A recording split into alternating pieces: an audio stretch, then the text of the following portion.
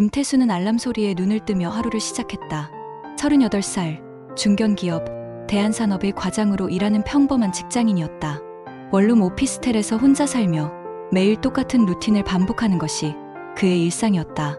지하철 2호선을 타고 출근하고 점심은 회사 근처 김밥천국에서 해결하고 퇴근 후에는 편의점에서 맥주 한 캔 사서 집에 돌아와 TV를 보다 잠드는 것. 그것이 김태수의 전부였다. 또 월요일이네. 태수는 중얼거리며 세면대 앞에 섰다.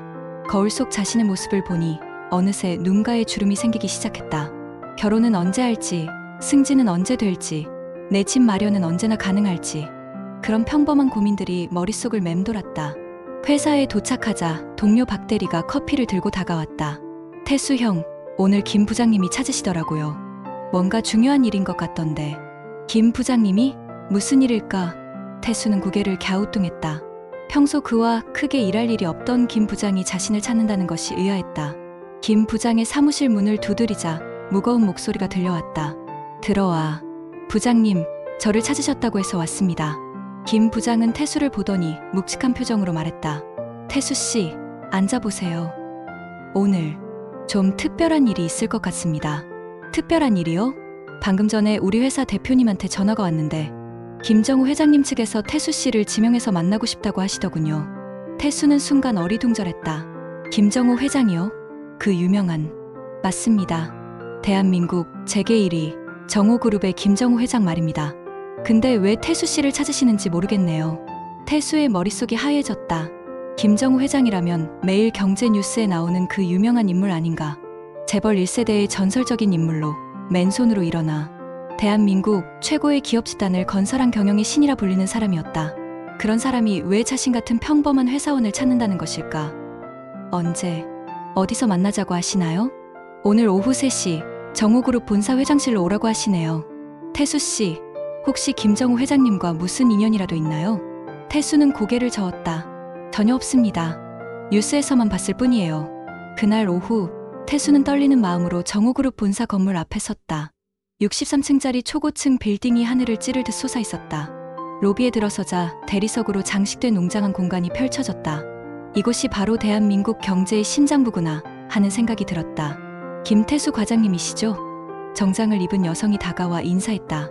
저는 회장님 비서실의 최 비서입니다. 회장님께서 기다리고 계십니다. 엘리베이터를 타고 최고층인 63층에 도착했다. 복도를 따라 걷는 동안 태수의 심장은 쿵쾅쿵쾅 뛰었다. 왜 자신을 부른 것일까? 혹시 자신이 모르는 실수라도 했을까? 온갖 생각이 머릿속을 스쳐 지나갔다. 회장님, 김태수 과장님 오셨습니다. 들어와. 문이 열리자 넓은 회장실이 나타났다. 한쪽 벽면은 통유리창으로 되어 있어 서울 전경이 한눈에 내려다 보였다. 그리고 거대한 책상 뒤에는 한 노신사가 앉아 있었다. 바로 김정우 회장이었다. 오느라 수고했네. 앉게. 태수는 조심스럽게 의자에 앉았다. 김정우 회장은 생각보다 온화한 인상이었다. 하지만 그 눈빛에서는 수십 년간 기업을 이끌어온 카리스마가 느껴졌다. 갑자기 불러서 놀랐을 텐데 미안하네. 아닙니다. 그런데 저를 왜... 김정우 회장은 잠시 태수를 바라보더니 천천히 입을 열었다. 자네가 내 아들이야. 순간 태수의 머릿속이 새하얘졌다. 귀를 의심했다. 방금 뭐라고 했지? 죄송합니다만. 뭐라고 하셨나요? 내 아들이라고 했네. 김태수, 자네는 내 친아들이야. 태수는 의자에서 일어날 뻔했다. 그럴 리가 없습니다. 제 아버지는... 자네 어머니가 최지연 씨 맞나? 태수는 놀라 고개를 끄덕였다. 38년 전 나와 지연이는 서로 사랑하는 사이였지. 하지만 당시 내가 사업 때문에 너무 바빴고 지연이는 임신 사실을 알고도 나에게 말하지 않았어. 그리고 혼자서 자네를 키웠지. 그럼 어머니가 말씀하신 아버지는... 허구야. 지연이가 자네를 보호하기 위해 만들어낸 이야기였어. 자네가 내 아들이라는 사실을 숨기기 위해서 말이야. 태수는 머리가 어지러지했다. 자신이 알고 있던 모든 것이 거짓이었다는 말인가. 평범한 가정에서 자란 평범한 사람이라고 생각했는데 알고 보니 대한민국 최고 재벌의 아들이었다니. 믿기 어렵겠지만 이걸 보게. 김정우 회장은 서류를 건넸다. DNA 검사 결과서였다. 부자관계 확률 99.9%라는 수치가 눈에 들어왔다. 언제, 어떻게 DNA 검사를... 몇 달 전부터 사람을 시켜서 조사했어. 자네가 다니던 병원에서 혈액 검사할 때 샘플을 구했지. 태수는 더 이상 말이 나오지 않았다. 이 모든 상황이 너무 비현실적이었다. 왜 이제서야 말씀하시는 겁니까? 김정우 회장의 표정이 침중해졌다. 내가 이제 늙었어. 올해 70이네. 그리고 잠시 말을 멈춘 그가 다시 입을 열었다. 시간이 얼마 남지 않았어. 시간이 얼마 남지 않았다는 게 암이야. 말기 폐암. 의사 말로는 길어야 1년이라고 하더군. 태수는 충격을 받았다. 방금 아버지라고 알게 된 사람이 시한부 인생이라니. 그래서 자네를 찾은 거야. 내가 평생 읽어놓은 이 모든 것을 물려줄 사람이 필요해. 하지만 저는 그런 준비가 전혀. 물론 바로는 어렵겠지. 하지만 자네는 내 아들이야. 내 피가 흐르고 있어.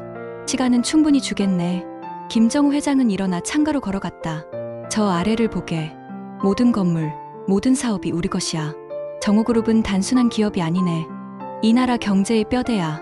태수도 창가로 다가갔다. 서울 시내가 한눈에 내려다 보였다. 정말로 저 모든 것이 자신의 것이 될 수 있다는 말인가. 하지만 이 자리가 단순하지만은 않아. 수많은 경쟁자들이 우리를 견제하고 있고 정치권의 압력도 만만치 않지. 그리고 김정우 회장의 목소리가 낮아졌다. 내부에도 문제가 많아. 내부 문제요? 전문 경영인들 중에는 내 죽음을 기다리는 자들이 있어. 그들은 자네 같은 혈육이 나타나는 것을 원하지 않을 거야. 그리고 정부 쪽에서도 재벌 개혁을 빌미로 우리를 해체하려는 움직임이 있고. 태수는 점점 상황의 심각성을 깨달았다. 단순히 재산을 상속받는 차원이 아니라 거대한 권력 투쟁의 한복판에 던져지는 것이었다. 만약 제가 거부한다면? 김정우 회장은 슬픈 미소를 지었다. 그럼 정우그룹은 해체될 거야. 수십만 명의 직원들이 일자리를 잃게 되고 이 나라 경제에 큰 타격을 줄 거네. 무거운 침묵이 흘렀다. 태수는 머릿속이 복잡했다. 몇 시간 전까지만 해도 평범한 회사원이었는데 갑자기 거대 기업 집단의 상속자가 되었다니. 그것도 온갖 위험이 도사리고 있는. 지금 당장 답을 하라는 건 아니야. 충분히 생각해보게. 하지만 김정우 회장이 태수를 바라보았다. 자네가 내 아들인 건 바뀌지 않는 사실이야. 그때 문이 열리며 한 중년 남성이 들어왔다. 정장을 입고 안경을 쓴 지적인 인상의 사나이였다. 아, 철우야. 와서 인사하게. 이분이 내가 말한 태수야. 안녕하십니까. 저는 이철우 변호사입니다. 그는 공손하게 인사했다. 회장님의 오랜 법무 고문이자 친구입니다. 태수는 인사를 받았다. 이철우 변호사의 눈빛이 예사롭지 않았다. 마치 자신을 평가하는 듯한 시선이었다. 철우는 우리 그룹의 모든 법적 문제를 담당하고 있어. 앞으로 자네가 이 일을 맡게 되면 가장 많이 의지해야 할 사람이지. 회장님, 제가 먼저 태수 씨와 개인적으로 이야기를 나눠보는 게 어떨까요? 이철우 변호사가 제안했다. 그래, 좋은 생각이네. 태수야, 철우와 함께 가서 자세한 이야기를 들어보게. 태수는 이철우 변호사를 따라 다른 회의실로 이동했다. 문이 닫히자 이철우 변호사의 표정이 진지해졌다. 태수 씨, 솔직히 말씀드리겠습니다. 이 상황이 그리 간단하지 않아요. 어떤 뜻입니까? 회장님께서 말씀하신 내부 문제, 그것보다 훨씬 심각합니다. 정우그룹 내에는 여러 파벌이 있어요. 전문 경영인파, 창업 멤버들의 자녀들, 그리고 정치권과 연결된 세력들까지. 이철우 변호사는 태수에게 여러 자료를 보여주었다. 현재 부회장인 김성민 씨, 그는 회장님의 조카입니다. 20년째 그룹을 실질적으로 운영해왔죠. 당연히 자신이 후계자가 될 것이라고 생각하고 있어요. 그럼 제가 나타나면 당연히 반발할 겁니다. 그리고 그에게는 강력한 지지 세력이 있어요. 임원진의 70%가 그쪽 사람들이거든요. 태수는 한숨을 쉬었다. 그럼 제가 들어가도 실질적인 권력은 없다는 말씀이시군요. 처음에는 그렇겠죠. 하지만 회장님께서 준비하신 계획이 있으실 겁니다. 이철우 변호사의 눈빛이 번뜩였다. 문제는 다른 곳에 있어요. 다른 곳이요? 정부의 재벌 해체 정책입니다. 현재 정우그룹은 정부의 집중 감시를 받고 있어요. 순환출자 구조 개선, 일감 몰아주기 근절, 총수 일가의 사익 편취 방지 등 온갖 규제가 쏟아지고 있죠. 이철우 변호사는 목소리를 낮췄다. 그리고 가장 심각한 문제는 회장님이 과거에 저지른 일들이 있다는 겁니다. 무슨 일들 말입니까? 80년대, 90년대 급성장 과정에서 어쩔 수 없이 불법적인 방법들을 사용한 적이 있어요. 정치인들에게 로비를 하고 경쟁사를 부당하게 견제하고 때로는 폭력까지도. 태수는 경악했다. 그런 일들이 지금도 문제가 될 수 있나요? 언제든 폭로될 수 있습니다. 현재 검찰에서도 정우그룹에 대한 수사를 진행하고 있어요. 만약 회장님이 돌아가신 후에 이런 일들이 터지면 그룹이 완전히 몰락할 수도 있다는 말씀이시군요. 그렇습니다. 그래서 태수 씨가 앞으로 해야 할 일은 단순히 그룹을 경영하는 것이 아니에요. 과거의 죄악을 청산하고 그룹을 완전히 새롭게 만들어야 합니다. 태수는 머리가 아팠다. 상속받을 재산이 아니라 골치덩어리를 떠안게 되는 것 같았다. 하지만 포기하기에는 너무 큰 기회이기도 합니다. 이철우 변호사가 덧붙였다. 정우그룹의 실제 가치는 100조 원이 넘어요. 올바르게 운영한다면 이 나라 경제에 엄청난 기여를 할 수 있습니다. 그때 태수의 휴대폰이 울렸다. 어머니였다. 어머니? 태수야, 어디 있니? 집에 좀 와봐. 할 얘기가 있어. 목소리가 평소와 달랐다. 뭔가 알고 있는 것 같았다. 지금 가겠습니다, 어머니. 전화를 끊고 이철우 변호사를 바라보았다. 어머니가 부르네요. 뭔가 아시는 것 같아요. 그럴 거예요. 회장님께서 오늘 아침에 지연 여사님께 연락하셨거든요. 태수는 급히 자리에서 일어났다. 오늘은 이만 가보겠습니다. 너무 많은 일이 한꺼번에. 물론입니다. 충분히 생각하세요. 하지만 너무 오래 고민할 시간은 없다는 것도 염두에 두시기 바랍니다. 집으로 향하는 지하철 안에서 태수는 창밖을 바라보았다. 평범했던 일상이 하루아침에 완전히 뒤바뀌었다. 재벌 1세의 아들, 100조 원 기업 집단의 상속자, 그리고 온갖 위험과 음모가 도사리고 있는 권력의 중심. 이 모든 것이 현실이라는 게 믿어지지 않았다. 어머니가 사는 아파트에 도착했다. 현관문을 열고 들어가자 어머니가 거실 소파에 앉아 기다리고 있었다. 어머니, 저 왔어요. 최지연은 아들을 바라보며 복잡한 표정을 지었다. 앉아라, 태수야. 어머니, 혹시...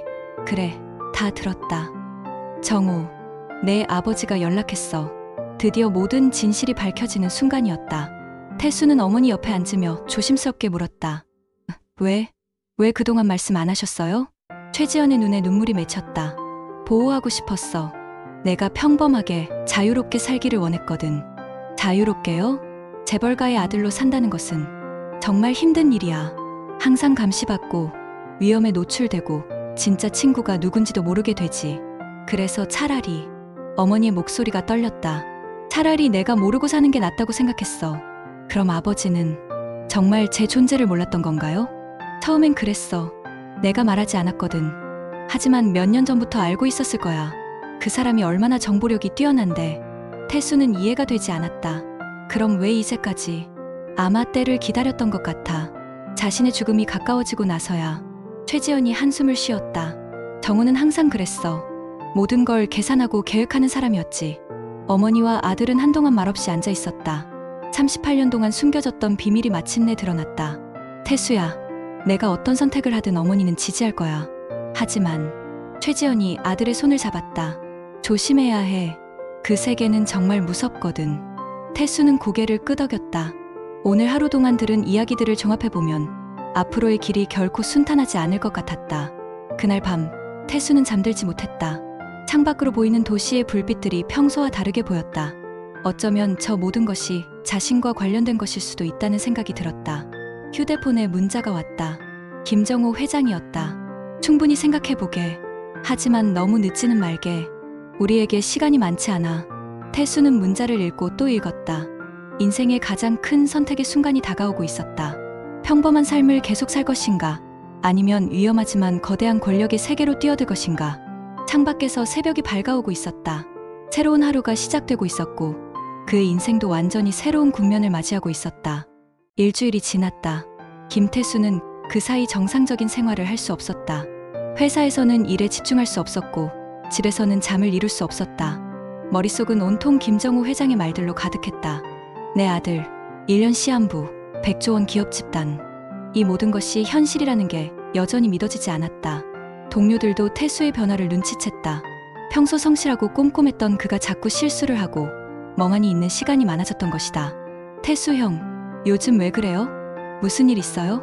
박 대리가 걱정스럽게 물었다. 아니야, 괜찮아.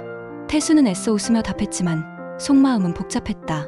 이 사람들에게 자신의 진짜 정체성을 말할 수 있을까? 말한다고 해서 믿어줄까? 그날 저녁, 태수는 오랜 친구 오정민을 만났다. 정민은 대학 동창으로 현재 중견 로펌에서 변호사로 일하고 있었다. 태수에게는 어릴 때부터 모든 것을 털어놓을 수 있는 유일한 친구였다. 정말 이상한 일이야. 태수는 치킨집에서 맥주를 마시며 정민에게 모든 이야기를 털어놓았다. 내가 김정우 회장의 아들이래. 믿어져? 정민은 처음에는 농담으로 생각했다. 야, 술 취했나? 무슨 소리야 그게? 진짜야. DNA 검사 결과도 봤어. 태수는 핸드폰으로 김정우 회장이 보내준 자료 사진을 보여줬다. 정민의 표정이 진지해졌다. 이게 정말이야? 어머니도 다 인정하셨어. 38년 동안 숨겨온 비밀이었던 거지. 정민은 한동안 말을 잇지 못했다. 어릴 때부터 함께 자란 친구가 갑자기 재벌 2세라니. 그럼 너 이제 엄청 부자가 되는 거네? 그게 문제가 아니야. 태수는 고개를 저었다. 그 회장님이 말기 암 환자래. 시간이 얼마 없다고 하시더군. 그리고 그룹 내부에 온갖 문제가 산적해 있다고. 어떤 문제들? 태수는 이철우 변호사에게 들은 이야기들을 정민에게 전했다. 내부 권력 투쟁, 정부의 재벌 해체 압력, 과거 불법 행위들까지. 와, 이거 완전 막장 드라마네. 정민이 혀를 찼다. 그런데 태수야, 너 어쩔 거야? 모르겠어. 솔직히 무서워. 무서워? 평생 평범하게 살았잖아. 그런데 갑자기 그런 큰 책임을 져야 한다니. 태수는 맥주잔을 비웠다. 실패하면 수십만 명이 일자리를 잃는다고 하더라. 정민은 친구의 어깨를 두드렸다. 하지만 기회이기도 하잖아. 내가 정말 잘한다면 이 나라 경제에 엄청난 도움이 될 수도 있고. 내가 내 자리라면 어떻게 하겠어? 정민은 잠시 생각하더니 말했다. 글쎄, 나라면 일단 해볼 것 같은데? 인생에 이런 기회가 또 있겠어? 그때 태수의 핸드폰이 울렸다. 이철우 변호사였다. 태수 씨, 급한 일이 생겼습니다. 지금 당장 병원으로 와 주실 수 있나요? 병원이요? 무슨 일인가요? 회장님이 쓰러지셨습니다. 태수의 얼굴이 창백해졌다. 지금 가겠습니다. 정민도 함께 병원으로 따라갔다. 서울대병원 VIP 병동에 도착하니 이미 많은 사람들이 몰려 있었다. 정우그룹의 임원들, 비서진, 그리고 낯선 사람들까지. 이철우 변호사가 태수를 맞았다. 중환자실에 계십니다. 갑자기 혈압이 급상승하면서. 지금 어떤 상태신가요? 의식은 있지만 상태가 좋지 않습니다. 태수 씨를 찾으시더군요. 중환자실 앞에서 태수는 한중년 남성과 마주쳤다. 정장을 입고 고급스러운 시계를 찬 그의 인상은 날카로웠다. 당신이 김태수 씨군요. 그가 차갑게 말했다. 저는 김성민입니다. 정우그룹 부회장이자 회장님의 조카죠. 바로 이철우 변호사가 말했던 그 사람이었다. 20년간 그룹을 실질적으로 운영해온 실세 말이다. 안녕하세요. 태수가 인사하자 김성민의 표정이 더욱 차가워졌다. 솔직히 말하겠습니다. 당신의 존재를 인정할 수 없어요. 김성민이 직설적으로 말했다. 20년 동안 이 그룹을 키워온 것은 저입니다. 갑자기 나타난 사생아가 모든 것을 가져간다? 말이 안 되죠. 저는 아직 아무것도 결정하지 않았다고요? 김성민이 비웃었다. 벌써 소문이 다 퍼졌어요. 회장님이 숨겨둔 아들을 후계자로 세운다고. 주가도 출렁이고 있고요. 태수는 당황했다. 아직 아무 결정도 내리지 않았는데 벌써 이런 일이 일어나고 있다니. 성민아, 이철우 변호사가 개입했다. 지금은 회장님 상태가 더 중요하지 않나? 물론입니다. 하지만 이 문제도 분명히 해야겠어요. 김성민이 태수를 노려보며 말했다. 당신이 뭘 한다고 이 그룹을 맡겠다는 거죠? 경영 경험도 없고 업계 지식도 없으면서. 저는 임원진도 모두 제 편입니다. 주주들도 마찬가지고요. 현실을 똑똑히 보시길 바라죠. 김성민은 그 말을 남기고 자리를 떠났다. 태수는 처음으로 이 세계의 냉혹함을 실감했다. 걱정 마세요. 이철우 변호사가 위로했다. 성민 씨 말이 전부 사실은 아니에요. 회장님께서 오랫동안 준비해 오신 계획이 있으시거든요. 의사가 나와서 면회를 허락했다. 태수는 떨리는 마음으로 중환자실에 들어갔다. 각종 의료 장비에 둘러싸인 김정우 회장이 침대에 누워 있었다. 일주일 전에 카리스마 넘치는 모습은 온데간데 없고 작고 약해 보이는 노인의 모습이었다. 왔구나. 김정우 회장이 힘없는 목소리로 말했다. 회장님, 몸은 어떠세요? 이제 정말 시간이 얼마 없는 것 같다. 김정우 회장이 태수의 손을 잡았다. 결정했나? 태수는 망설였다. 아직 확신이 서지 않습니다. 성민이를 만났지? 네, 방금 전에. 김정우 회장이 쓴웃음을 지었다. 그 아이는 능력은 뛰어나지만 욕심이 너무 커. 그리고 과거의 방식에만 얽매여 있어. 과거의 방식이요? 무력과 금력으로만 문제를 해결하려 하지. 하지만 이제는 시대가 바뀌었어. 투명하고 깨끗한 경영을 해야 살아남을 수 있다. 김정우 회장은 힘들게 몸을 일으켰다. 태수야, 내가 평생 저질러온 죄악들을 내가 깨끗하게 정리해줬으면 한다. 무슨 죄악 말씀입니까? 80년대, 90년대. 성장만이 전부라고 생각했던 시절이었지. 정치인들에게 돈 봉투를 돌리고 경쟁업체를 부당하게 견제하고 때로는 김정호 회장의 목소리가 떨렸다. 사람을 다치게 하기도 했어. 태수는 충격받았다. 그런 일들이 정말 모두 사실이야. 그리고 언젠가는 다 드러날 거다. 검찰에서도 이미 냄새를 맡고 있어. 김정호 회장이 태수를 간절히 바라보았다. 하지만 내가 나서서 모든 걸 자백하고 피해자들에게 보상한다면 그룹을 살릴 수 있어. 저 혼자서 어떻게 그런 일을. 혼자가 아니야. 김정호 회장이 미소를 지었다. 내가 20년 동안 준비해온 사람들이 있어. 깨끗하고 유능한 사람들 말이야. 그때 간병인이 들어와 면회 시간이 끝났다고 알렸다. 김정호 회장은 태수의 손을 놓지 않으려 했다. 태수야, 마지막 부탁이다. 이 그룹을 맡아다오. 그리고 올바른 길로 이끌어다오. 병원을 나오면서 태수는 더욱 혼란스러웠다. 정민이 옆에서 말했다.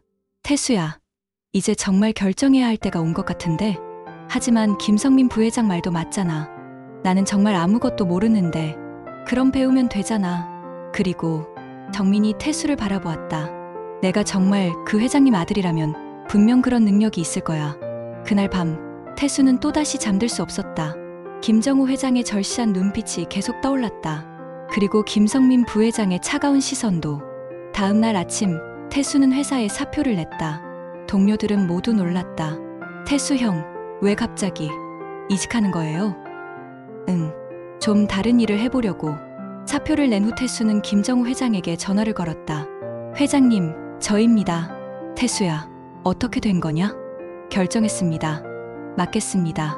김정호 회장의 기쁜 목소리가 들려왔다. 정말이냐? 네, 하지만 조건이 있습니다. 무슨 조건? 제 방식대로 하게 해주세요. 과거의 방식은 완전히 버리고 정말 깨끗하고 투명한 회사로 만들겠습니다. 물론이다. 그게 내가 바라던 바야. 그리고 김성민 부회장님과의 갈등 문제. 어떻게 해야 할지 모르겠습니다. 김정호 회장이 잠시 침묵하더니 말했다. 내일 이사회를 소집하겠다. 모든 것을 공개적으로 발표하고 내게 경영권을 넘기는 절차를 밟겠어. 하지만 반발이 심할 것 같은데요. 그래서 준비한 것이 있어. 내일 보면 알 거야. 전화를 끊은 후 태수는 정민에게 연락했다. 정민아, 내가 정말 미친 짓을 하는 건 아니겠지? 미친 짓일 수도 있어. 하지만 후회하지 않을 미친 짓이야. 그날 오후 태수는 어머니를 찾아갔다. 최지연은 아들의 결정을 듣고 복잡한 표정을 지었다. 정말 괜찮겠니? 모르겠어요, 어머니. 하지만 해야 할 일 같아요. 그럼 어머니가 도와줄 수 있는 일이 있으면 언제든 말해. 그 사람과 함께했던 시절의 일들 필요하면 다 알려줄게. 어머니도 그 시절 일들을 아시는 거예요? 최지연의 표정이 어두워졌다. 어떤 것들은 내가 직접 봤거든. 그날 밤 태수는 인터넷으로 정우그룹에 대한 모든 자료를 찾아봤다. 계열사 현황, 재무제표, 최근 뉴스까지. 내일부터는 이 모든 것이 자신의 책임이 될 것이다. 새벽이 되어서야 잠깐 잠이 들었다. 꿈속에서 태수는 거대한 빌딩 꼭대기에 서 있었다. 아래로는 끝없이 펼쳐진 도시가 보였고 수많은 사람들이 개미처럼 움직이고 있었다. 그리고 누군가의 목소리가 들려왔다. 이제 내 차례다. 아침에 일어났을 때 태수는 이상하게도 마음이 평온했다. 드디어 결정을 내렸다는 안도감 때문일까? 아니면 운명을 받아들였다는 체념감 때문일까? 거울 속 자신을 바라보며 태수는 중얼거렸다.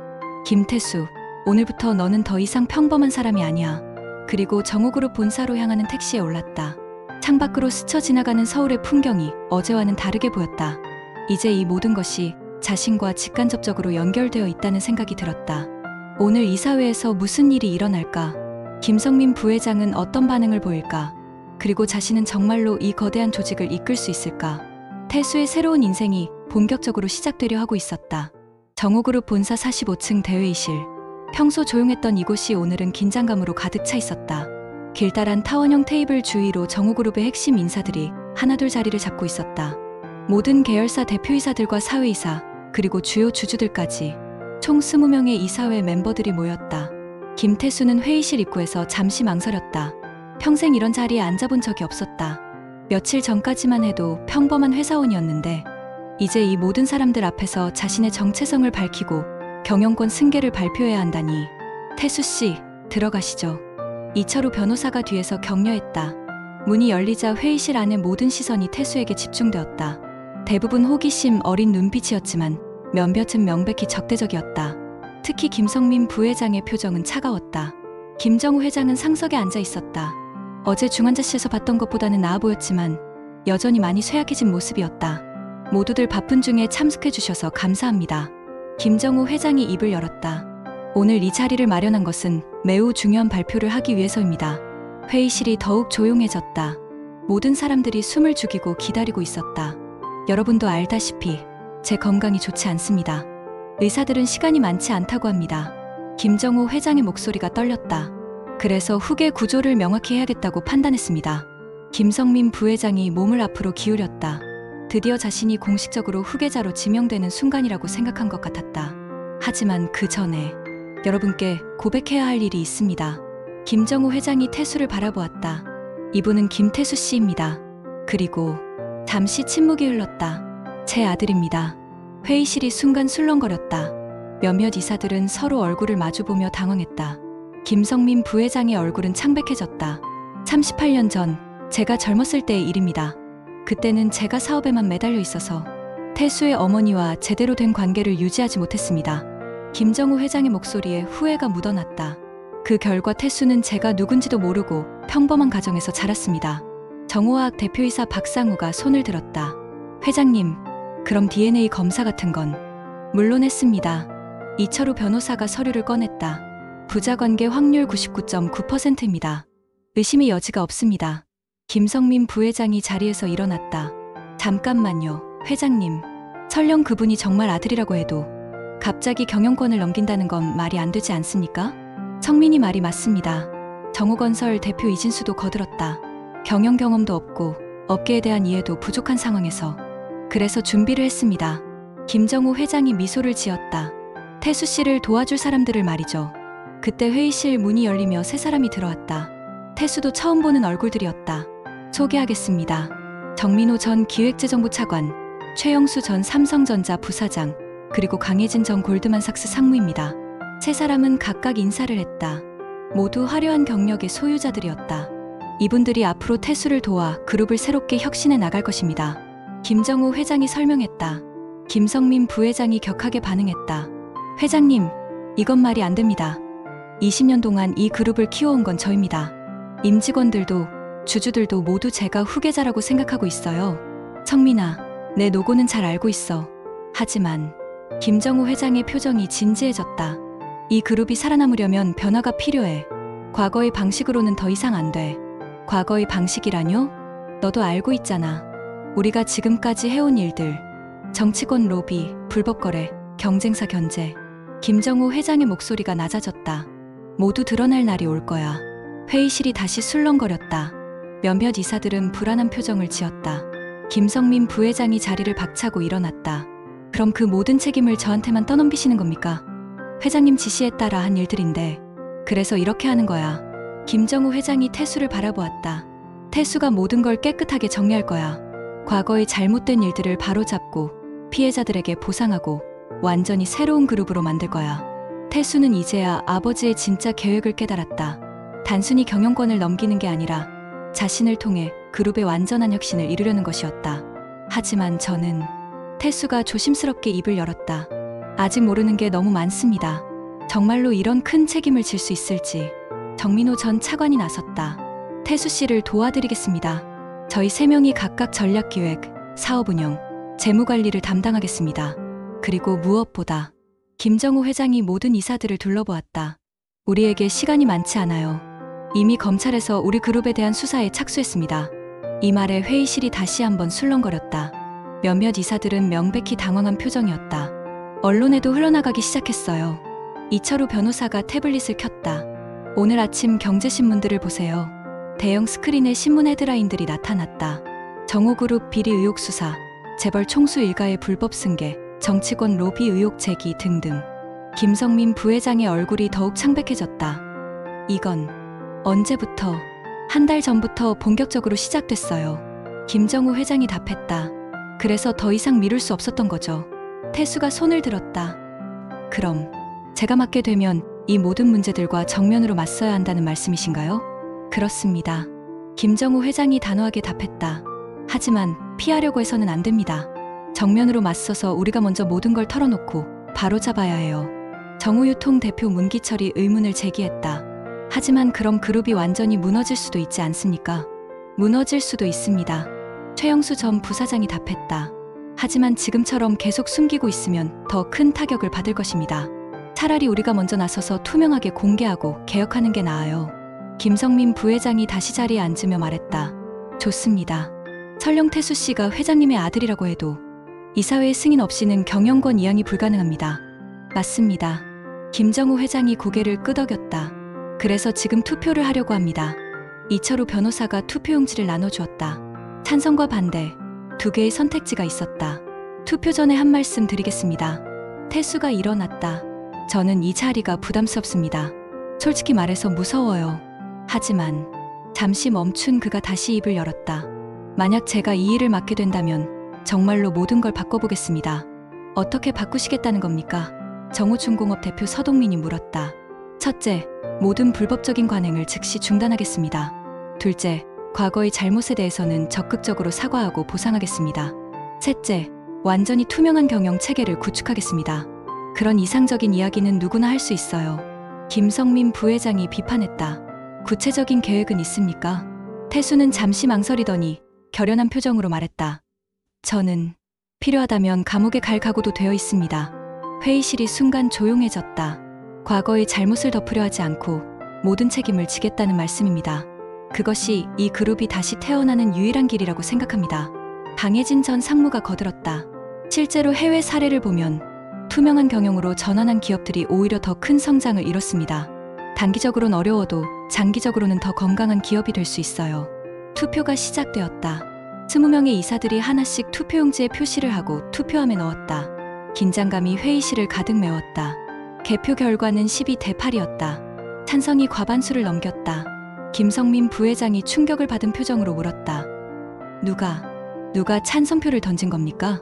의외로 정우화하게 박상우 대표가 손을 들었다. 저입니다. 그리고 정우건설의 이진수, 정우유통의 문기철까지 김성민의 핵심 지지자라고 생각했던 사람들이었다. 왜 배신을 하는 겁니까? 박상우 대표가 답했다. 배신이 아닙니다. 현실입니다. 지금처럼 가면 정말로 그룹이 무너져요. 검찰 수사, 정부 압력, 여론, 모든 게 우리에게 불리해요. 차라리 태수 씨처럼 젊고 깨끗한 이미지의 사람이 나서서 개혁을 추진하는 게 낫겠어요. 이진수 대표도 거들었다. 김성민 부회장은 믿을 수 없다는 듯한 표정으로 자리에 앉았다. 20년 동안 함께 일해온 사람들에게 버림받은 기분이었다. 김정우 회장이 일어났다. 그럼 이제 공식적으로 발표하겠습니다. 김태수를 정우그룹의 차기 회장으로 지명합니다. 박수 소리가 회의실에 울렸다. 하지만 모든 사람이 박수를 치는 것은 아니었다. 김성민을 비롯한 몇몇은 굳은 표정으로 앉아 있었다.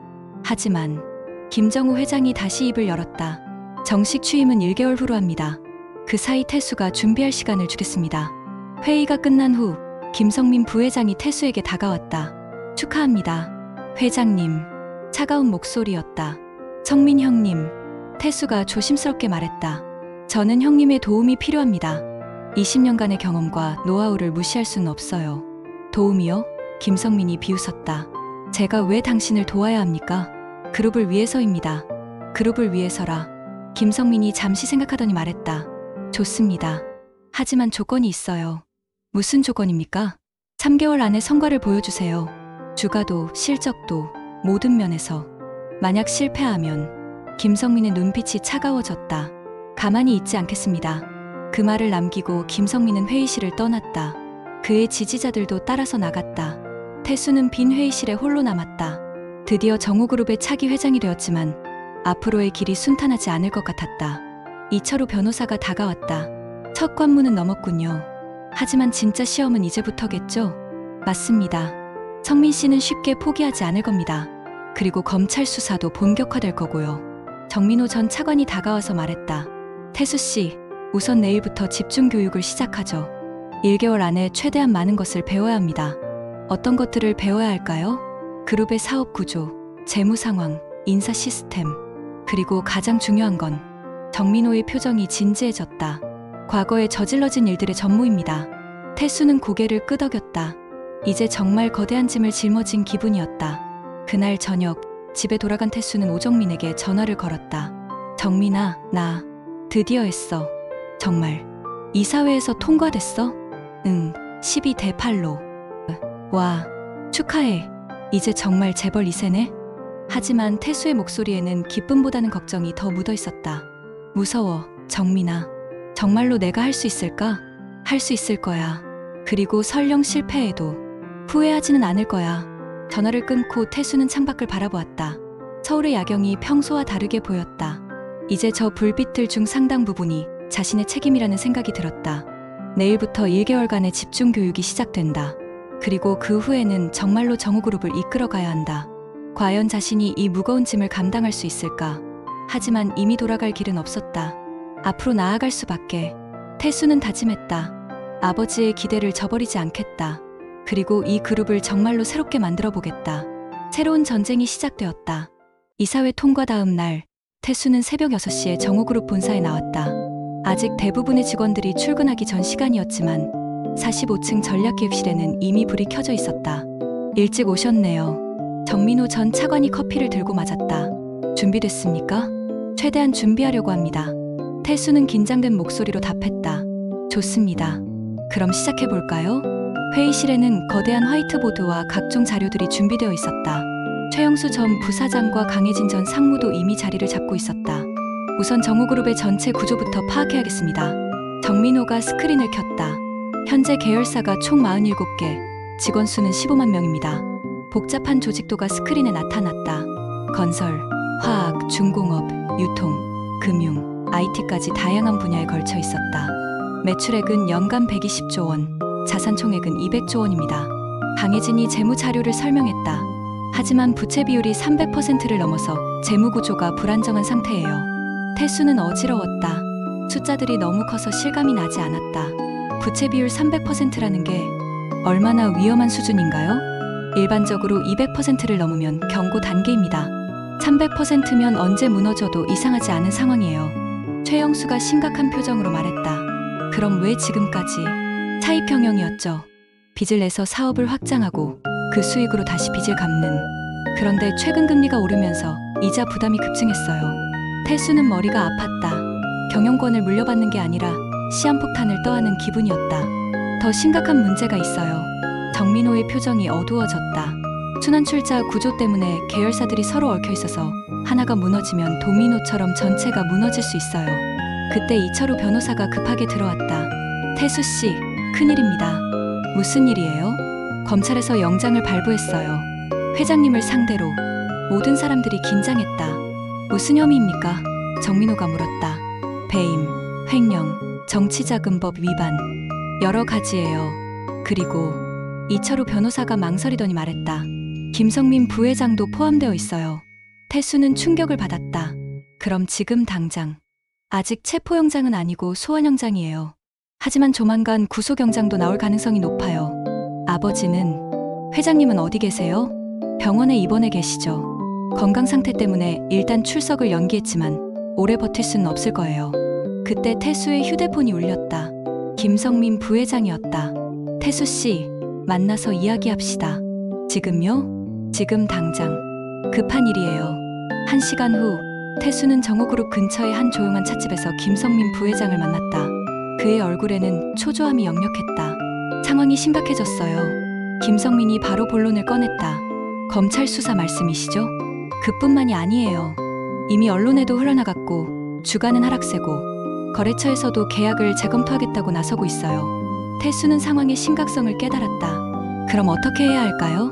솔직히 말해서 당신이 나서서 수습할 수 있는 상황이 아니에요. 김성민의 목소리에 절망감이 묻어났다. 20년 경력에 제가 맡아도 어려울 텐데 하물며. 그럼 형님이 다시. 안 됩니다. 김성민이 고개를 저었다. 저도 수사 대상이에요. 지금 나서봐야 더 큰 빌미만 줄 뿐이죠. 둘은 잠시 침묵했다. 그럼 정말 답이 없는 건가요? 김성민이 태수를 바라보았다. 한 가지 방법이 있어요. 무슨 방법입니까? 회장님이 모든 책임을 지고 사퇴하는 거예요. 그리고 당신이 완전히 새로운 경영진을 구성해서 과거와는 단절된 모습을 보여주는 거죠. 하지만 아버지가 구속되면 그게 최선일 수도 있어요.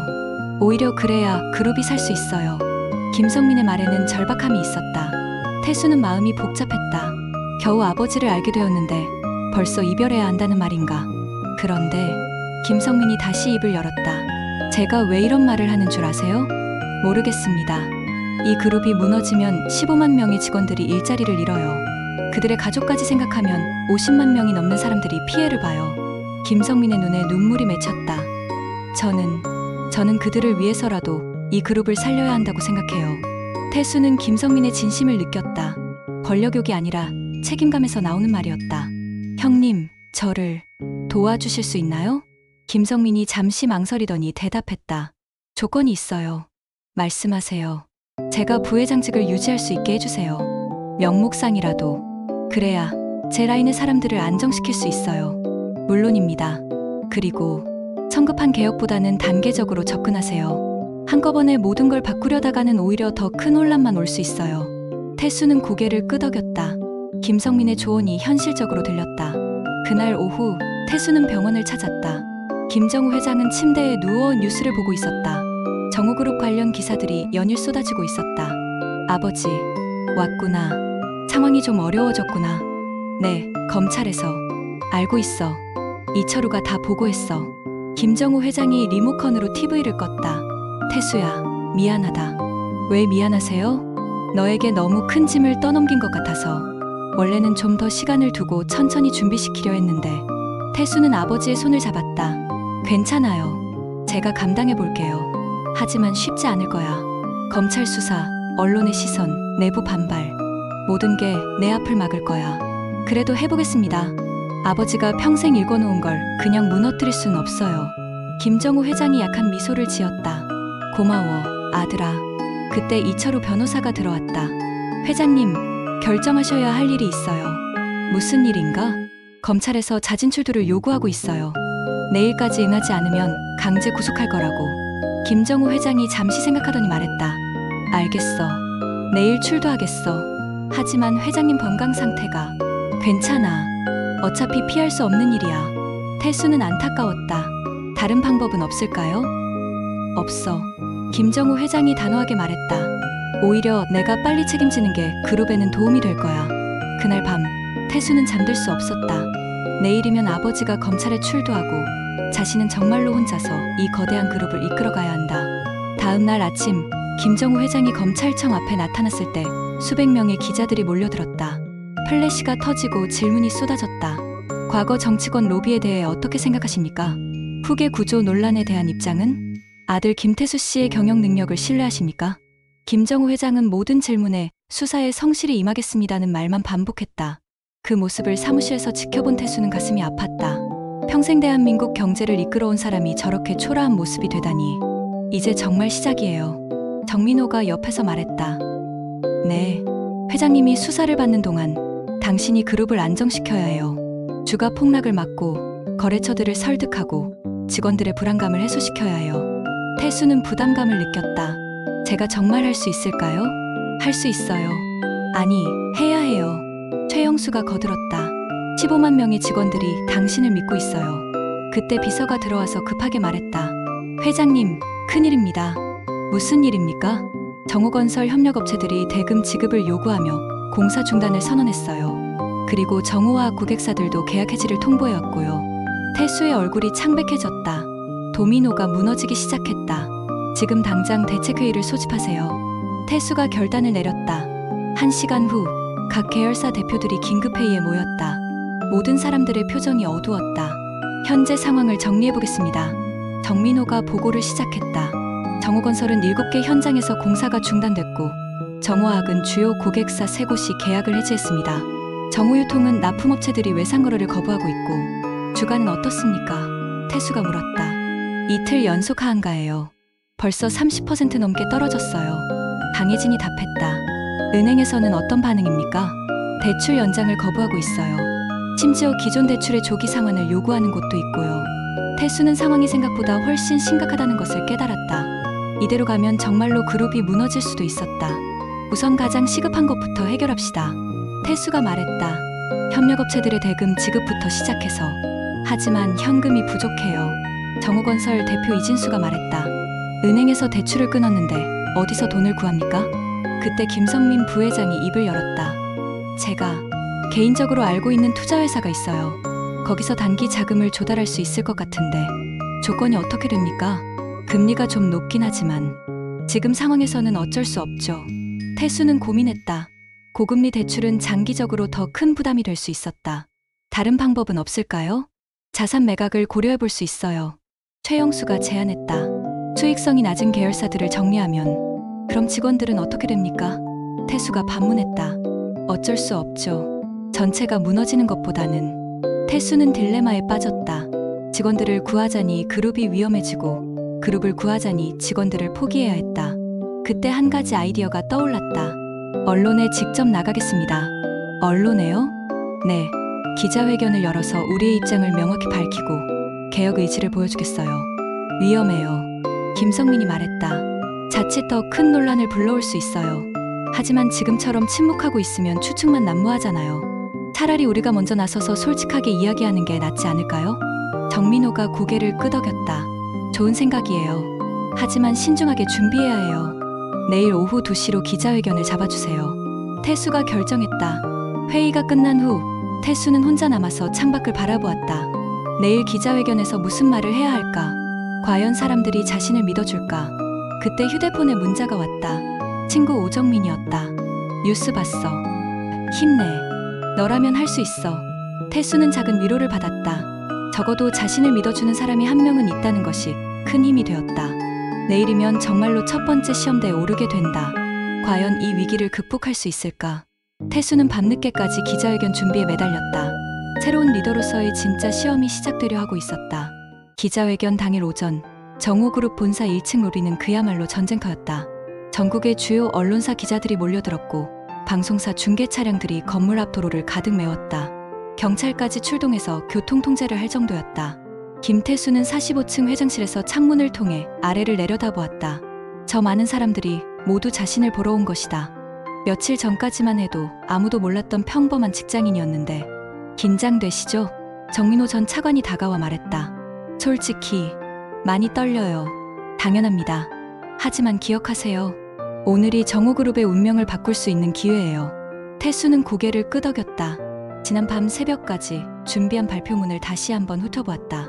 핵심은 3가지였다. 과거의 잘못에 대한 솔직한 인정, 피해자들에 대한 사과와 보상, 그리고 완전한 경영혁신 의지. 회장님, 시간입니다. 비서가 알렸다. 엘리베이터를 타고 1층으로 내려가는 동안 태수의 심장은 빠르게 뛰었다. 문이 열리자 수백 개의 카메라 플래시가 터졌다. 마치 연예인이라도 된 듯한 기분이었다. 기자회견장으로 마련된 대강당에는 300명이 넘는 기자들이 빼곡히 앉아 있었다. 태수가 연단에 서자 웅성거리던 소리가 딱 멈췄다. 안녕하십니까. 정호그룹 차기 회장 김태수입니다. 첫 마디부터 플래시 세례가 쏟아졌다. 먼저 이 자리에 참석해주신 모든 언론인 여러분께 감사드립니다. 그리고 국민 여러분께 말씀드리고 싶은 것이 있습니다. 태수는 한 번 심호흡을 하고 발표문을 펼쳤다. 저는 일주일 전까지 중견기업에서 일하는 평범한 직장인이었습니다. 그런 제가 갑자기 이 자리에 서게 된 것은 김정호 회장이 제 친부라는 사실을 알게 되었기 때문입니다. 기자들 사이에서 웅성거림이 일었다. 38년 동안 저는 제 출생의 비밀을 몰랐습니다. 어머니께서 저를 보호하기 위해 숨기셨던 것입니다. 하지만 이제 그 진실을 알게 되었고 거대한 책임도 함께 짊어지게 되었습니다. 태수의 목소리가 떨렸다. 하지만 계속해야 했다. 정호그룹은 지금 큰 위기에 처해 있습니다. 과거에 저질러진 잘못들이 하나씩 드러나고 있고 검찰 수사도 진행되고 있습니다. 저는 이 모든 것에 대해 국민 여러분께 사과드리고 싶습니다. 태수가 깊숙이 고개를 숙였다. 30초간의 정적이 흘렀다. 정호그룹이 성장 과정에서 범한 잘못들, 정치권 로비, 불법 거래, 경쟁사에 대한 부당한 압력, 이 모든 것이 용서받을 수 없는 일이었습니다. 기자들이 받아쓰기에 바빴다. 이런 솔직한 고백은 예상하지 못했던 것이었다. 하지만 저는 과거를 덮으려 하지 않겠습니다. 오히려 모든 것을 투명하게 공개하고 피해를 입으신 모든 분들께 진심으로 사과하고 정당한 보상을 해드리겠습니다. 여기서 태수는 잠시 말을 멈추고 기자들을 둘러보았다. 그리고 오늘 이 자리에서 약속드리겠습니다. 저는 정호그룹을 완전히 새로운 회사로 만들겠습니다. 투명하고 깨끗한, 그리고 사회에 도움이 되는 기업으로 말입니다. 그때 한 기자가 손을 들었다. 질문하겠습니다. 네, 말씀하세요. 현실적으로 봤을 때 경영 경험이 전혀 없는 당신이 이런 거대한 기업을 이끌 수 있다고 생각하십니까? 예상했던 질문이었다. 태수는 침착하게 답했다. 솔직히 말씀드리면 저도 확신이 서지 않습니다. 하지만 그렇기 때문에 더욱 겸손하게, 더욱 신중하게 접근하려고 합니다. 그리고 뛰어난 전문가들의 도움을 받아 차근차근 배워나갈 것입니다. 구체적으로 어떤 변화를 추진하실 건가요? 첫째, 모든 불법적 관행을 즉시 중단하겠습니다. 둘째, 순환출자 구조를 해소하고 투명한 지배구조를 만들겠습니다. 셋째, 사회공헌을 대폭 확대하겠습니다. 또 다른 기자가 손을 들었다. 김성민 부회장과의 갈등은 어떻게 해결하실 건가요? 김성민 부회장님은 20년간 이 그룹을 이끌어온 유능한 경영자입니다. 저는 그분의 경험과 노하우가 필요합니다. 함께 협력해서 그룹을 발전시켜 나가겠습니다. 기자회견은 1시간 가까이 계속됐다. 예상보다 많은 질문들이 쏟아졌고 태수는 최선을 다해 답변했다. 마지막으로 말씀드리고 싶은 것이 있습니다. 태수가 마무리를 시작했다. 저는 이 자리가 특권이 아니라 무거운 책임이라고 생각합니다. 15만 명의 직원과 그 가족들, 그리고 우리와 함께하는 모든 협력업체들의 삶이 제 어깨에 달려 있습니다. 태수의 목소리에 절절함이 묻어났다. 저는 그 무게를 결코 가볍게 여기지 않겠습니다. 그리고 언젠가는 국민 여러분께서 정우그룹이 정말 달라졌구나라고 말씀해 주실 수 있도록 최선을 다하겠습니다. 기자회견이 끝나자 박수가 터졌다. 모든 기자들이 박수를 친 것은 아니지만 적어도 절반 이상은 태수의 진정성을 인정하는 듯했다. 연단에서 내려온 태수는 땀으로 셔츠가 흠뻑 젖어 있었다. 정민호와 최영수, 강혜진이 다가와서 격려했다. 잘하셨어요. 정민호가 말했다. 진정성이 느껴졌어요. 하지만 이제 시작이겠죠? 태수가 물었다. 맞습니다. 말로 한 약속들을 실제로 지켜야 하죠. 회장실로 올라가는 길에 김성민 부회장이 기다리고 있었다. 수고하셨어요. 그가 말했다. 생각보다 잘하시더군요. 형님 도움 없이는 불가능한 일이에요. 그런데 김성민의 표정이 어두워졌다. 문제가 생겼어요. 무슨 문제입니까? 정치권에서 움직임이 있어요. 여당에서 재벌 개혁 특별법을 추진하겠다고 나섰어요. 정우그룹을 표적으로 해서 말이죠. 태수는 긴장했다. 어떤 내용인가요? 재벌 총수 일가의 경영권 박탈, 계열사 강제 분할, 사회환원 의무화, 거의 해체 수준이에요. 그럼 우리가 아무리 개혁을 해도 소용없다는 말씀이신가요? 정치적 목적이 강하니까요. 재벌 때리기로 지지율을 올리려는. 그때 이철우 변호사가 급하게 들어왔다. 태수 씨, 큰 소식이 있어요. 또 무슨 일입니까? 검찰에서 회장님을 구속했어요. 방금 영장이 발부됐어요. 태수의 다리에서 힘이 빠졌다. 기자회견 직후에 이런 소식이라니. 언론 반응은 어떤가요? 아직 공식 발표는 안 됐지만 곧 터질 것 같아요. 과연 30분 후 모든 뉴스 채널에서 긴급 속보가 나왔다. 정우그룹 김정호 회장 구속. 태수는 TV 앞에서 멍하니 서 있었다. 아버지의 모습이 다시 한번 뉴스에 나왔다. 수갑을 찬 채로 검찰청에서 나오는 모습이었다. 이제 정말 혼자네요. 정민호가 조심스럽게 말했다. 네, 이제 정말로 시작이군요. 그날 저녁 뉴스는 온통 정우그룹 이야기로 가득했다. 태수의 기자회견 내용과 김정우 회장의 구속 소식이 교차로 보도됐다. 여론은 분열됐다. 일부는 태수의 솔직함을 높이 평가했지만 다른 일부는 쇼에 불과하다며 비판했다. 인터넷에는 온갖 댓글들이 달렸다. 진정성 있어 보인다. 그래도 재벌 2세 아님? 말만 번지르르 하고 한번 믿어볼 만하다. 태수는 집에 돌아와서 어머니와 저녁을 함께 했다. 뉴스 봤어. 최지연이 말했다. 잘했더라. 정말요? 응. 내 아버지보다 훨씬 솔직하던걸. 하지만 아버지가 구속되셨어요. 최지연의 표정이 어두워졌다. 그럴 줄 알았어. 언젠가는 치러야 할 대가였지. 어머니는 아버지를 원망하지 않으세요? 원망보다는 안타까워. 그 사람도 처음부터 나쁜 사람은 아니었거든. 태수는 어머니의 말에서 깊은 슬픔을 느꼈다. 태수야, 이제 내가 그 사람이 못다 한 일을 해야 해. 올바른 길로 가는 거 말이야. 다음 날 태수는 일찍 출근했다. 어제 기자회견의 여파로 회사 분위기가 어떨지 궁금했다. 의외로 직원들의 반응은 나쁘지 않았다. 엘리베이터에서 만난 직원들이 인사를 건넸고 복도를 지나갈 때도 격려의 말을 해주는 사람들이 있었다. 회장님, 어제 기자회견 잘 봤습니다. 정말 달라지겠죠? 저희도 열심히 하겠습니다. 태수는 직원들의 반응에 용기를 얻었다. 회장실에 도착하니 정민호가 기다리고 있었다. 그의 표정이 밝아 보였다. 좋은 소식이 있어요. 그가 말했다. 어떤 소식인가요? 어제 기자회견 이후 주가가 반등하기 시작했어요. 그리고 은행들도 대출 재검토 의사를 밝혔어요. 정말입니까? 네. 그리고 협력업체들 중 몇 곳에서도 협상 재개 의사를 표명했어요. 태수는 안도의 숨을 쉬었다. 적어도 즉시 무너지지는 않을 것 같았다. 하지만 방심하면 안 돼요. 김성민 부회장이 들어오며 말했다.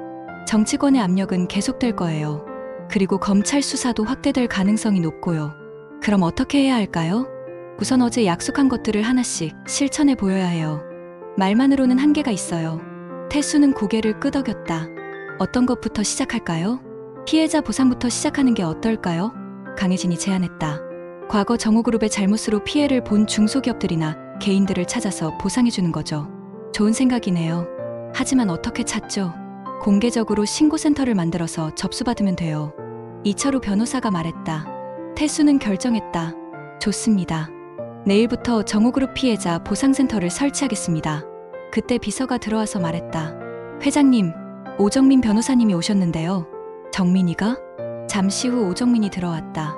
그녀의 얼굴에는 걱정과 격려가 뒤섞여 있었다. 태수야, 어제 기자회견 봤어. 정말 대단하더라. 고마워. 그런데 갑자기 왜 왔어? 사실 너 도와주고 싶어서 왔어. 도와준다고? 정민은 태수를 따로 불러내서 조용히 말했다.